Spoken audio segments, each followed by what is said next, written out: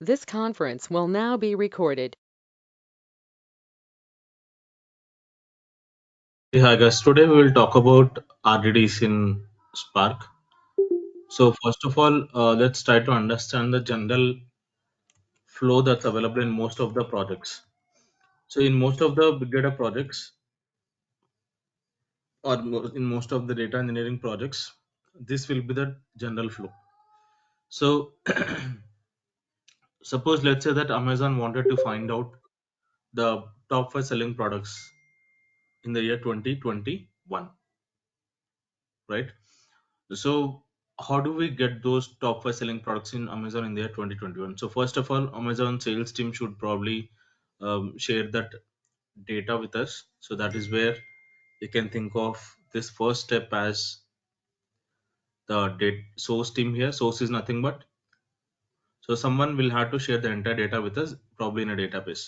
Then what we'll do is we will load the data into Spark, and then we will process the data. Now processing is nothing but filtering the records only for the year 2021 and doing all the calculations, calculating their value, and all that will come into the picture in the processing part. And finally, once you get the top 5 selling products in Amazon, which nothing but the results, you're going to push that result to the destination. So the destination can be anything. Let's say it can be a database or it can be a file or whatever it is. And then finally, there could be business intelligence team or business analytics team where they try to connect to this database, and then they generate some business reports out of that data. So this is the flow that is involved in most of the data engineering projects. Now, so if you go by the different components and libraries that are available in Spark, we have lower level APIs such as RDDs and then distributed variables, and then we have the structured APIs such as data sets, data frames, and then Spark SQL, and then we have got the Spark structured streaming. These are the main components that we have got. So we will take bottom to top approach. That is, first we'll talk about the lower level APIs such as RDDs, then distributed variables, then data frames, ParseQL, and all that. So our focus will be on RDDs today and tomorrow. So let's get started. So what are these? These are nothing but the data structures in Spark to hold your data, to store your data.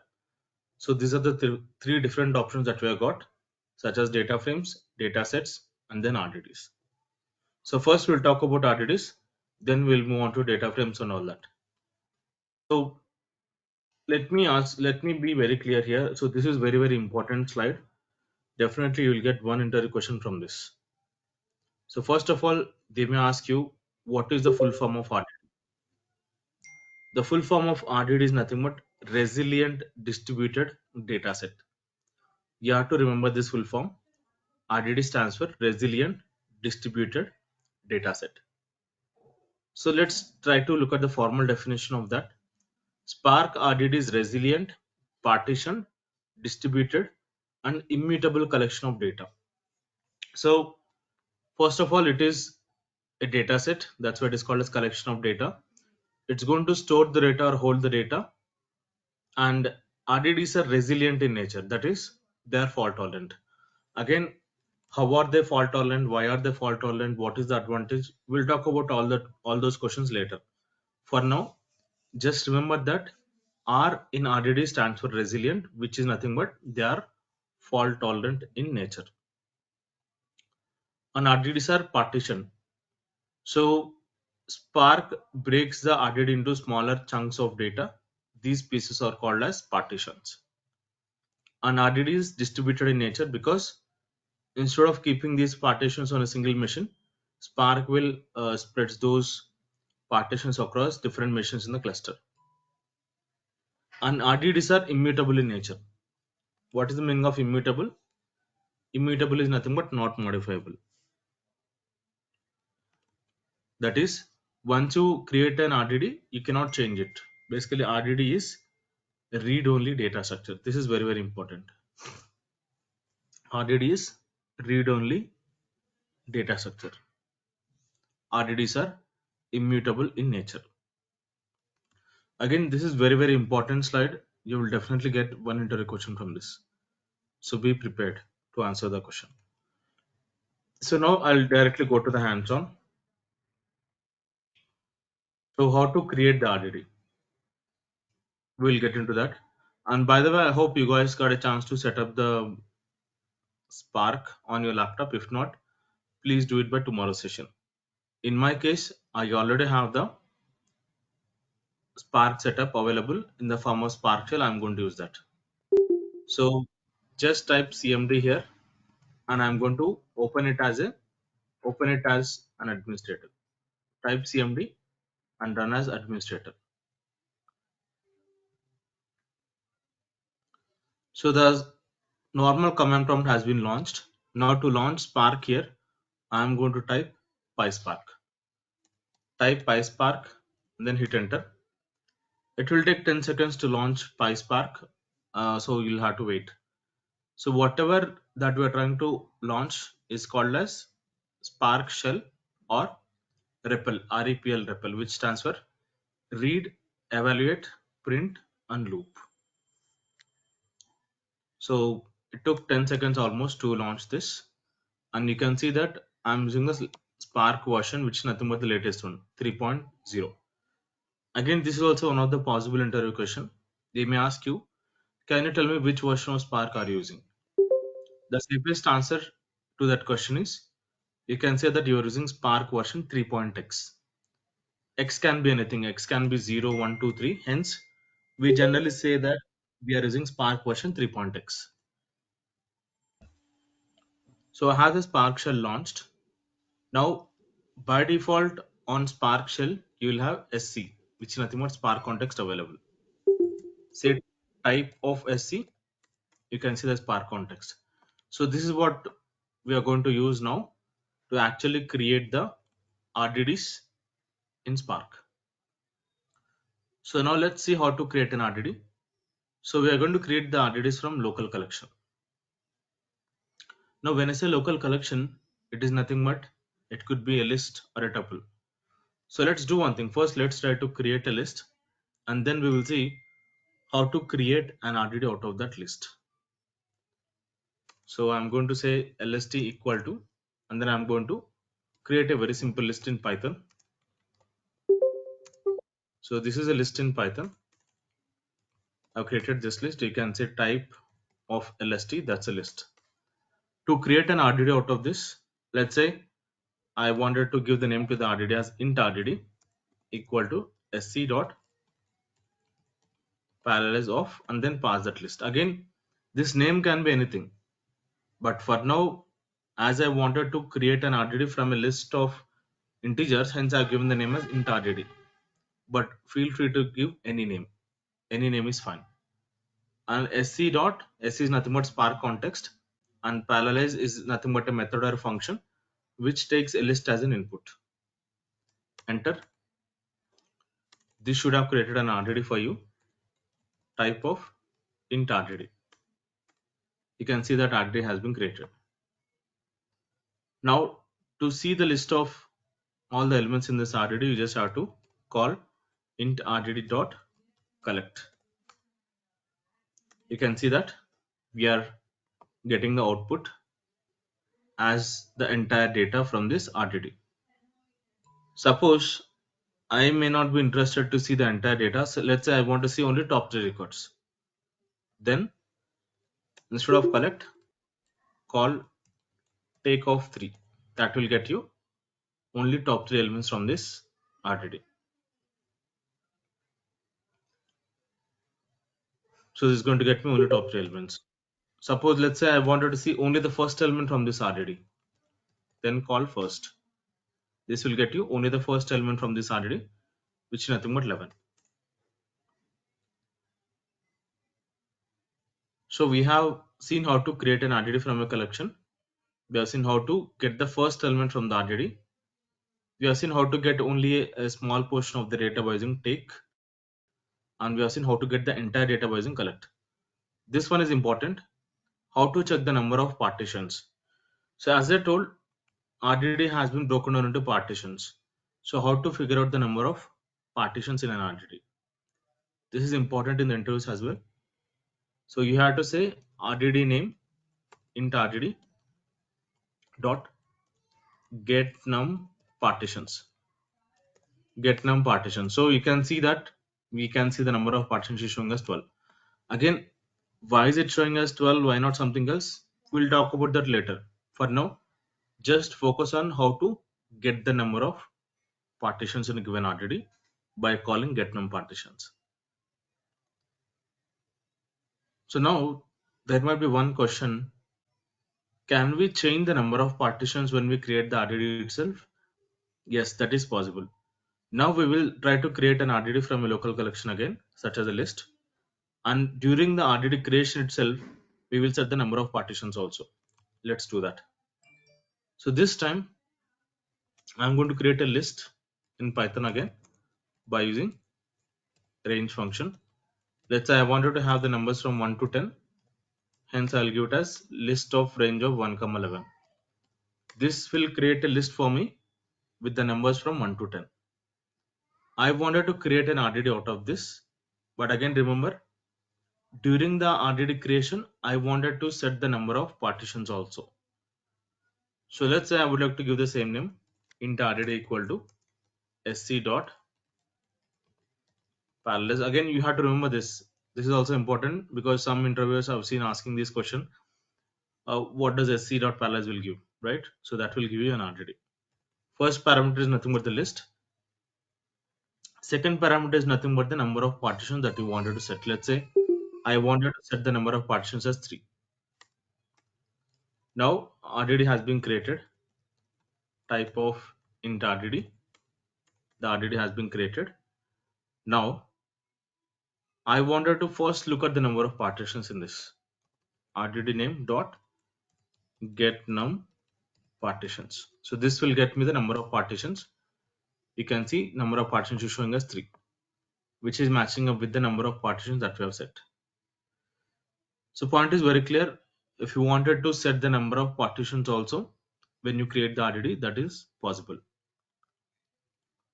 Now we can perform the usual operations as usually, such as I wanted to get only the first element, then call first, and I wanted to get only, let's say, top 5 elements, then call take of 5, and I wanted to see the entire data, then call collect, right? All these operations are possible. So we have created an RDD from a local collection, and during the creation itself we have set the number of partitions also, and we have verified the number of partitions. It's matching, and we have seen how to use take to get only the subset of the data. Let's say first 5 elements, first 10 elements, and so on. And we have used collect to get the entire data. So now we have been creating the RDDs from a local collection such as a list. Is it possible to create the RDDs from an external data set such as a file? Yes, that is also possible. Let me show that. So now I'm going to use a file on my local machine. I'm on my local Windows machine right now. I will go to detail DB folder here, and I'm going to use this file called as orders. So this is a simple file. Whenever you place an order in Amazon or Walmart, every order will have an dedicated ID, right? Order ID. All that information is stored here. Let me open this file. I'll show the sample data. I'm trying to open that file by using Notepad++ to show the data for you.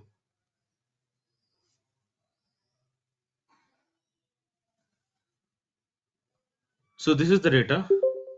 If you can have a look here, we have 4 columns here. First column is the order ID. Second column is the order date on which the order has been placed.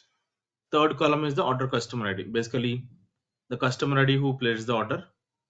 Generally, it is mobile number or email ID, but for simplicity, we have a number which is going to act as a customer ID. And then the fourth column is nothing but the order status, whether the order is completed or closed, or if you have opted for cash on delivery, it could be pending payment and all that, right? So now you got some idea about the data. Whenever you are working on anything in the project, The first thing that you should have to do is understanding the data. So understanding the data plays a vital role. So it's very, very important. If you understand the data better, you can deal with the processing of the data better. So always remember, understanding your data is will be the first step in any project.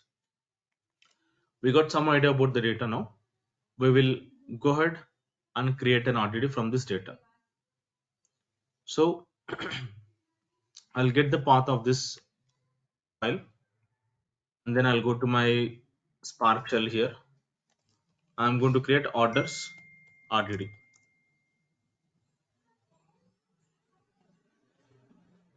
So I'm going to use sc.text file. sc.text file. So here I'm going to give that path. Let's do one thing. Let's copy this path again. I click and paste it. So wherever you have slash, replace that with double slash. Otherwise, it will not recognize the path. So I have the RDD created. Now the question is, do we have the RDD created? How to find out? Just a type of orders RDD. You can see that we have the RDD created. Now I wanted to see the first record from this RDD. Again, as usual, RDD name dot first will get to the first record from this RDD, right? Suppose let's say I wanted to see top 10 records. Say take off 10, that will get you the top 10 records. But you can see that it is actually nothing but a list. Whenever you call take, that's going to get you a list. How to find out? Type of orders RDD.take of 10. You can see that you are getting a list. And we know how to loop through a list in Python. That's what I'm going to do now. For order in orders RDD.take of 10, I am going to print each and every order. So this will print the top 10 records by using a for loop.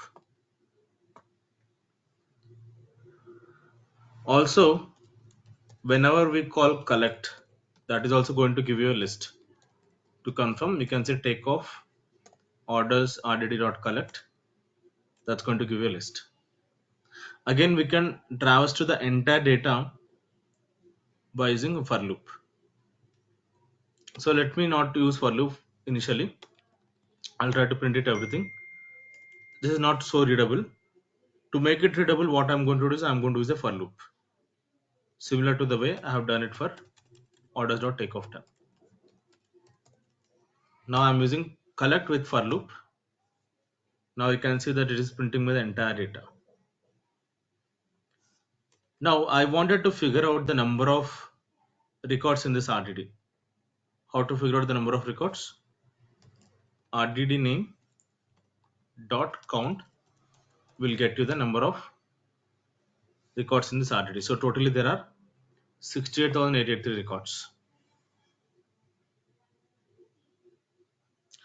Now I wanted to find out the number of partitions in this RDD. You just call RDD name dot get num partitions. That will get you the number of partitions. Again, don't worry about this output for now. Just focus on how to get the number of partitions from an RDD, because that is important. You have to remember this. Get num partitions is something that we will use to get the number of partitions on a given RDD. So we have seen how to create an RDD from an external dataset such as a file.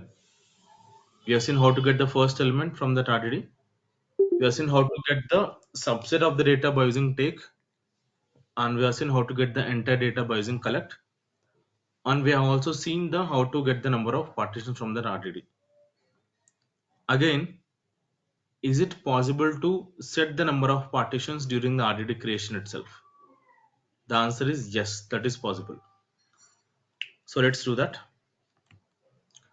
I'm going to create another RDD. Let's take categories data.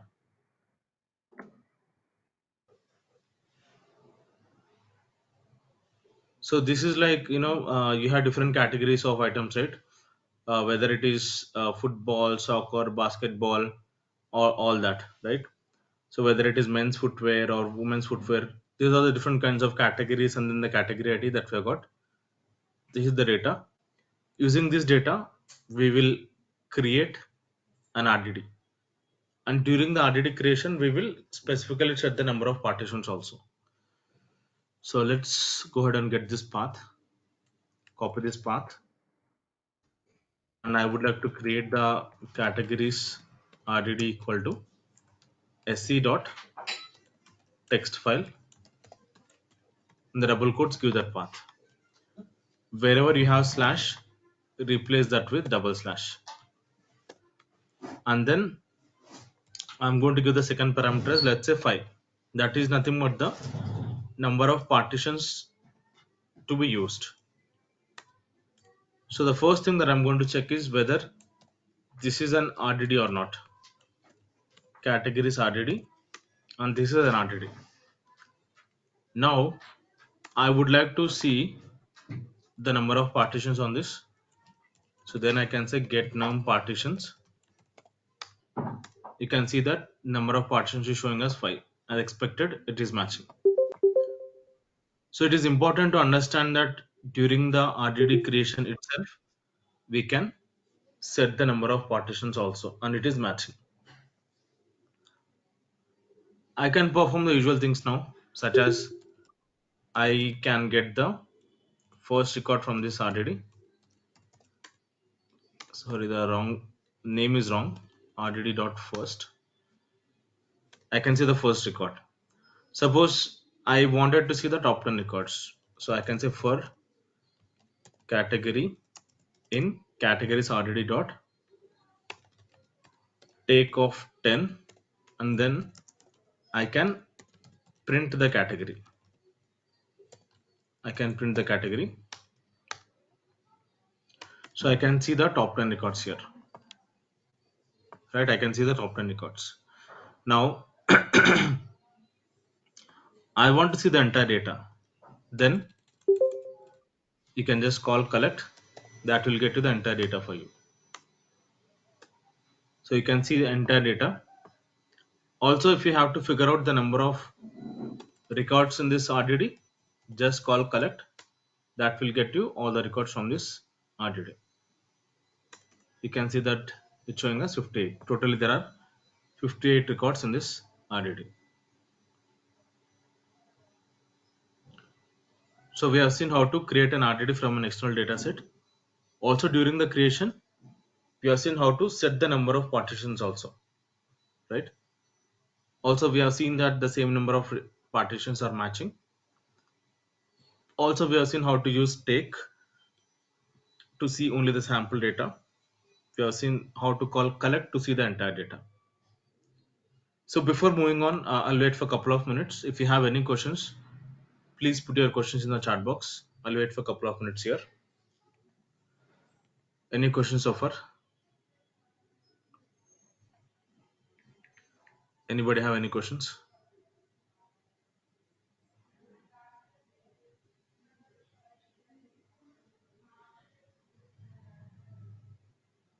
I think we are good. No questions. There is one question chat. Why do we need to do partitioning? So we need to partition the data to basically get the distributed storage and processing capability, because this is big data and you cannot store the big data on a single computer. So that's why we are going to break the data into small parts, and each small part is called as partition, and all these partitions are spread across the different worker machines in the cluster.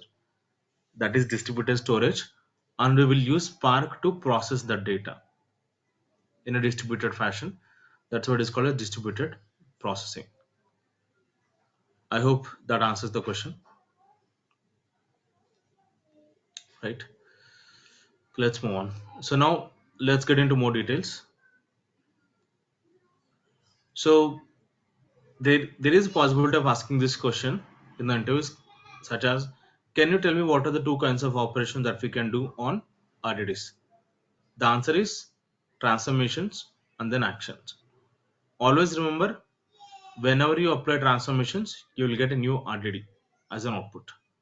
But when you apply an action, you will get value such as a single value or a list, right, or a number that could be coming as an output, but not an RDD. That is very very important. From transformation, always the output is RDD. From action, we will never get an RDD as an output. We will get a single value or a list of elements and all that will come as output from action. But remember, these are the two kinds of operations that we can do on Spark RDDs. Now, there are multiple RDDs. We will go one by one. The first RDD is nothing but map.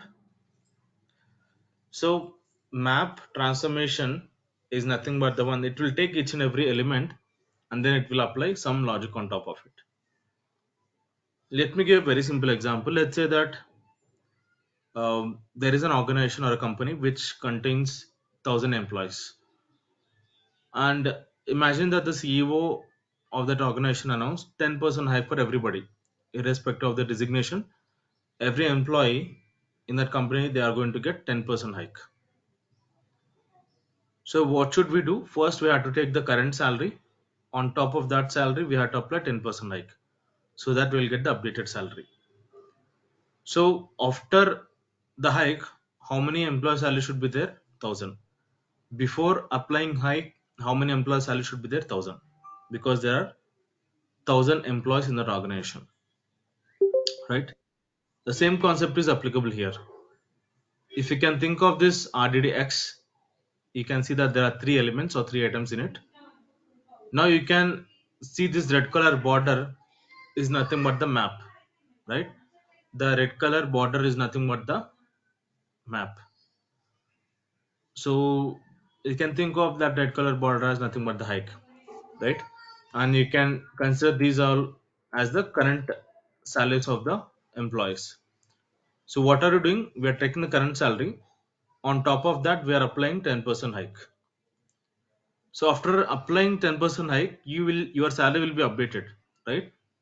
So that's what the change in the color is actually representing. Initially it is blue. After applying 10% hike, your salary got updated and hence the color also changed. So we are taking each and every employee salary, applying 10% hike, and we are getting the updated salary. So before 10% hike, all these are in blue color. After 10% hike, all these are in orange color. Basically, the change in the color represents the updated salaries. So the point is very clear. One important property after applying map is number of elements should be same. So before applying hike, how many number of employees salaries were there? 1,000. After applying hike, how many employee salaries must be there? 1,000. Always remember that point. Two important points with respect to map are number of elements will be same before and after applying map, and second property is every element will be changed. Every element could be changed. You can see here that clearly the change in the color represents the change in the element value. We will understand this better with the help of couple of examples. So the first one is create an RDD from a local collection of integer array. Calculate the double of each and every number. So we have to double each and every number. So let's solve this by using map. First I will create an RDD. Int RDD equal to sc dot parallelize, and then I am going to pass my list here itself directly. You can use square brackets and then you create this. Then what you can do is you can actually try to create double RDD. So take the RDD name dot map, and whatever lambda functions that we have learned in Python, they are used here now. So I'm going to use the lambda function. Take each and every number and then double it by multiplying it by 2, right? Now let's look at the values of both. Int RDD dot collect. So initially we had 5 elements and their values are this way. Now after applying the map transformation, how many elements should be there? Elements should be 5 and every element should be changed.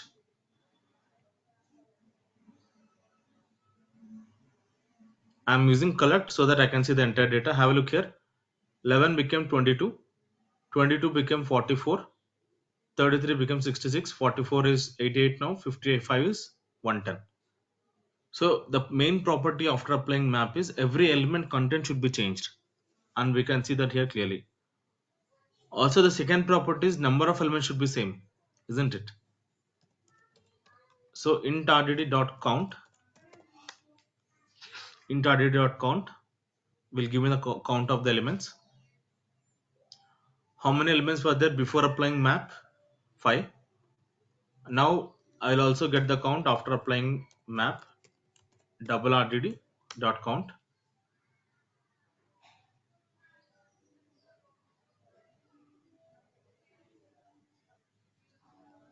So you can see the counts are matching. So these are the two important properties of a map. Number of elements should be the same and every element should be changed. Have a look here, every element has been changed. And also one more interesting thing that you should look here is int rdd. So it is like initial rdd, and look at the type of double rdd.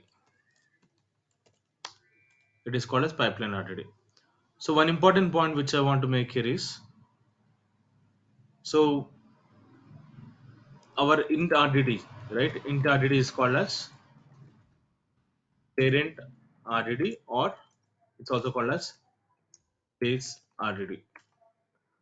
The next rdd, double rdd, is actually called as child rdd because we are trying to create double rdd from int rdd. Hence, it is called as child rdd. It is also called as pipeline rdd, right? And also one property that I told with respect to RDDs are, I told that they are immutable in nature. That is, they are not modifiable. So even though I have created this new RDD called as double RDD by applying map, my initial RDD is still the same, no changes.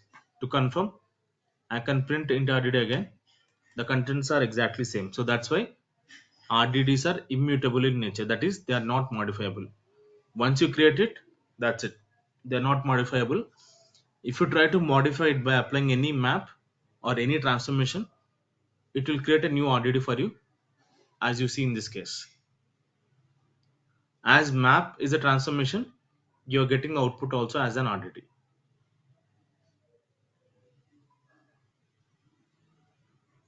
Let's do one more example. Create an RDD from an external dataset. Calculate the length of each line. I think we have already created an RDD called as orders. We'll use that. For order in orders RDD dot take of 10, print the order. Something is wrong. Okay, these are my top 10 records from orders RDD. Now the problem statement is create an RDD and calculate the length of each line. So let's do one thing first. Let's get the sample record. I can say RDD name dot first will get me the first record. So if you look at, yes, this is the first record. Type of is, this is a string. So we know how to calculate the length of a string, right? In Python, how do you do that? Len of s will get me the total length of the string. Now the problem statement is to create a new RDD and get the length of each and every line. So let's do that. Length RDD is my new RDD. I'm going to use my parent RDD, which is nothing but orders RDD. I'm going to apply map transformation. I'm going to use lambda functions that we learned in Python. I'm going to take each and every order and then apply the same logic here. Length of order. So now let's look at the contents of this RDD. I'm going to use take again.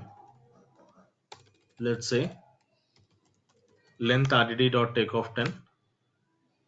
So you can see that I'm able to calculate the length of each and every order record. But again, this is not so much meaningful to me because I don't know what is the actual record. To make it even more meaningful, along with the actual record, along with the length, I wanted to get the actual record also. So I'm going to create a tuple out of it. How to create a tuple in Python? By using this round brackets, which is called as parenthesis. You can say s comma len of s. So this is my actual record, and you can see the length of that, right? Now we will apply the same logic. Just use up arrow on your keyboard. Just slightly modify this order, comma alien of order, and close the parenthesis. Let's print it again.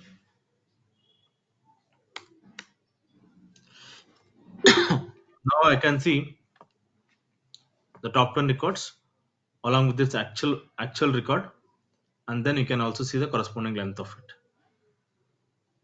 right? So this is one property. What have we learned? In map, every element should be changed, and it is changing. The second property is number of elements should be same before and after applying map. So let's check the length. Orders RDD dot count. So get the count of the initial RDD 68,883. That is fine. Length RDD dot count. Counts are same. So these are the couple of important properties that you have to understand with respect to map. Always map transformation is applied to every element in a given RDD. Let's talk about let's talk about something called as filter. Filter is filter is pretty simple. I'll give one more example. Let's say that an organization is coming for a campus placement in a college, and the cutoff mark that they have put for appearing for the placement process is 70% throughout their academics. So imagine that there are 40 students in a class, and there are only 25 students who have got more than 70 percentage throughout their academics. So out of 40 students, the filtering criteria is 70% throughout their academics, right? Whoever have got more than 70%, only they are eligible for the campus recruitment process. Others, they are not eligible. So out of 40, we have filtered out, and we are left with only 25 students. So the same thing is applicable here as well. So if you can see here, if you take this RDD, there are three items or three elements in it. And then if you can think of each of these elements are marks of each and every student, or percentage of each and every student throughout their academics. So this red color border is nothing but my filtering criteria, whether they have 70 percentage or not. So first we are taking the first student record or first student academic marks, and then we're applying the filter criteria, that is 70 percentage. So the first student has got more than 70 percentage, and hence the output is showing us true. That student is eligible for the recruitment process. Unfortunately, the second person or the second student has got less than 70 percentage, hence that particular student is not eligible. Hence you can see the element is grayed out, right? The second element. And then the same filtering criteria is applied on the third student marks. It's returning me true, which means this student has got more than 70 percentage. This student is eligible for the campus recruitment process. Have a look here. Before applying filter criteria, we had three students. After applying filter criteria, we have only two students. Always remember, after applying filter, the number of elements in the final RDD will be less than or equal to your initial RDD. Now you must be wondering why we're talking about equal also here. It should always be less only, right? So there could be one scenario. Let's say there are 40 students in a class, and all the 40 students are having more than 70 percentage. In that case, even after apply filter condition also, you'll be getting the same number of elements, right? So these are this is the important point, and the second point is your original element won't change. Do you see any change in the color? The color is not changing, which means the elements contents they are not going to change. Only thing that might happen is the elements are filtered out based on the filtering criteria. Okay, so let's understand this with the help of an example. So this is the problem statement: create an RDD from an external dataset such as orders. Filter only for the orders which have the order status as closed. First, let us look at top 10 records in orders. So I'm going to look at the first 10 records in orders RDD.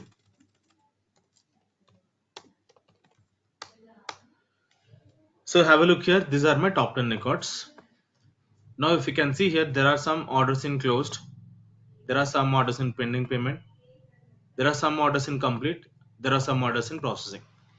But I am interested only in the orders where the order status is closed. So to make it simple, first let's get the first record. Orders RDD dot first. I'm focused only on the first record now. And what is this? This is a string, right? This is a string.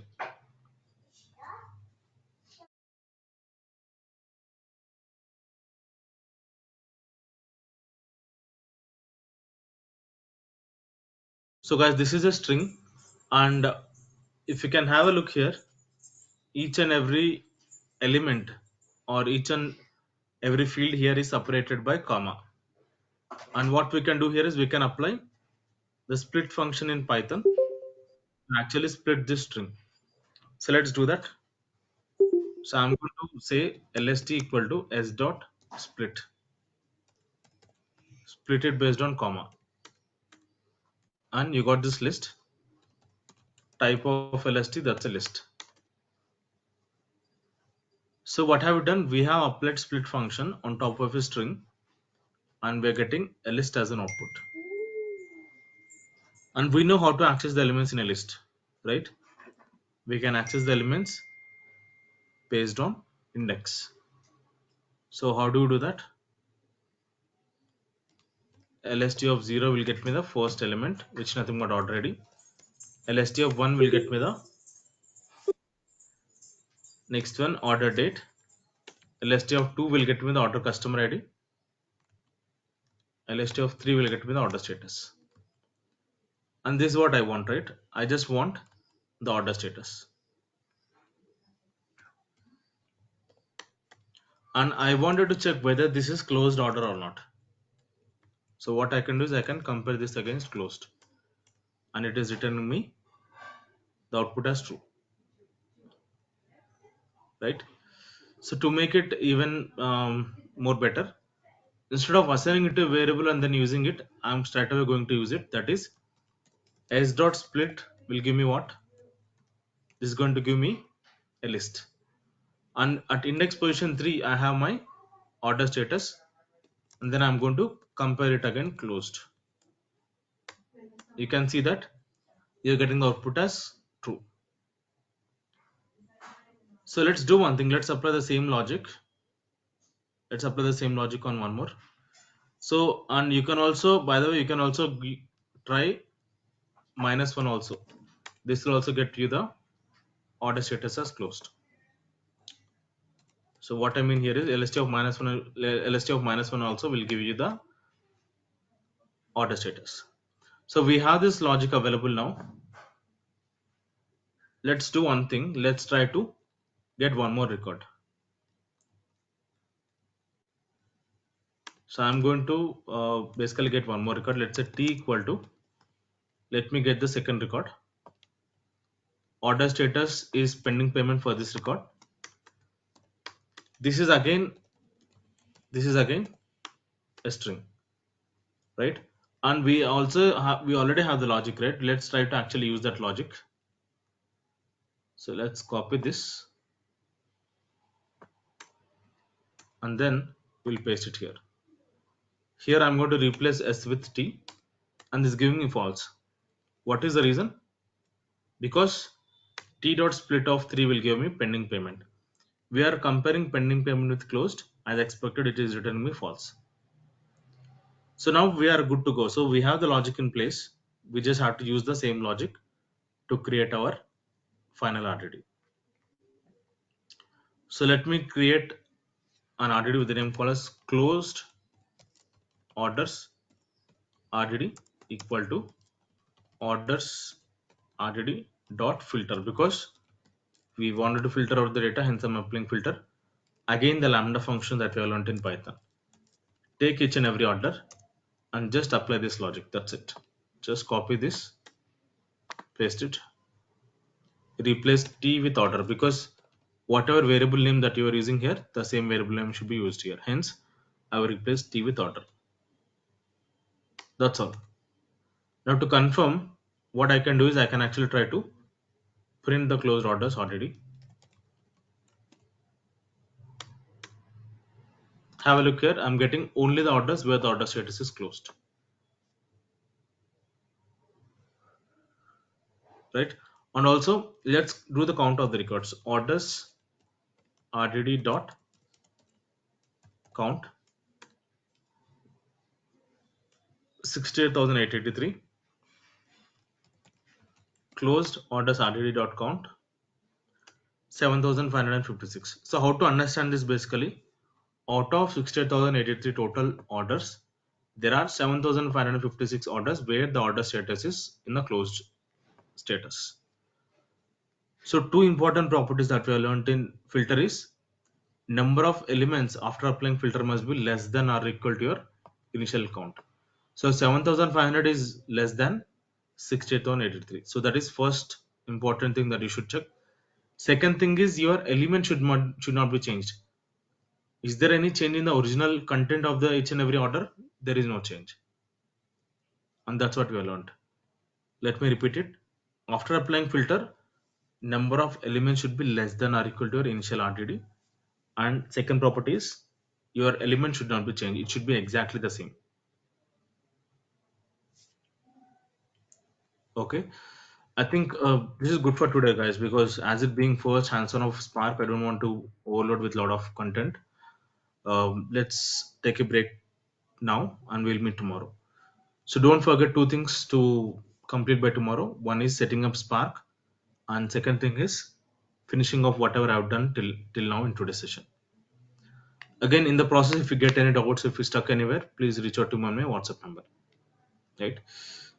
I think you have my WhatsApp number, but if you don't have it noted down, I'm my WhatsApp number also here, because Spark is very very important. If you know Spark well, you can easily become a data engineer, because in the interviews 80% of the questions will come from Spark itself.